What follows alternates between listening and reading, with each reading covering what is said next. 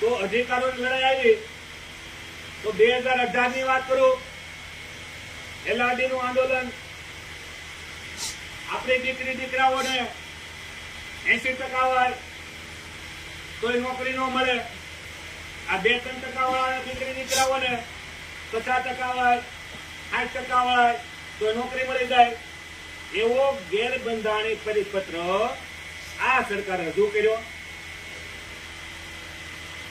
તો સરકારમાં રહેલા ભાજપના લોકો જે સમજાવો એ તો કામ લોકો લડી ન શકે.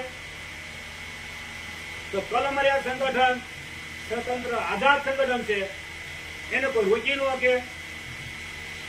તો LRDના જે આંદોલનમાં 72 દિવસ ગાંધીનગરમાં આંદોલન આવ્યું. હું બોલું સમજાય તો છે ને કે આપણી દીકરી દીકરાઓને 80% માર્ક હોય, એના લોકોને 50-60% હોય ખાલી, તો 80% વાળા નોકરી ન મળે અને 50-60% વાળા હોય એને નોકરી મળી જાય તો 80% દાદા કહેવાય ને.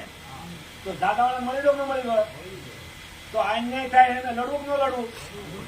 તો કલમરિયા સંગઠન અને ઓબીસી અધિકાર જાગૃતિ અભિયાન 72 દિવસ આંદોલન થયેલું.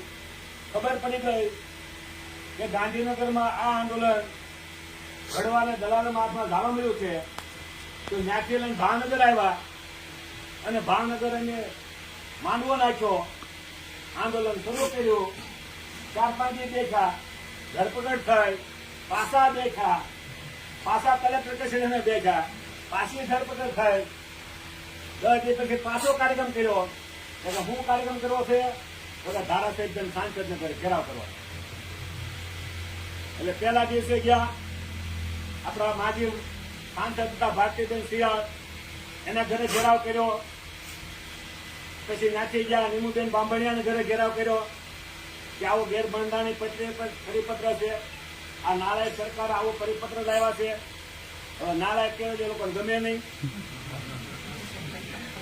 પછી જીતુભાઈ વાઘાણી ઘરે ગયા, ત્યાંથી પછી રૂપાલીબેન દવેને ગયા, પાછી ધરપકડ થઈ. પછી નવો કાર્યક્રમ કર્યો. અહીંયા ઘણા બધા બેઠા છે, એમાંથી 21 જણા મુંડન કરાવ્યા કે આ ભાજપ સરકાર અમારા માટે મરી ગઈ.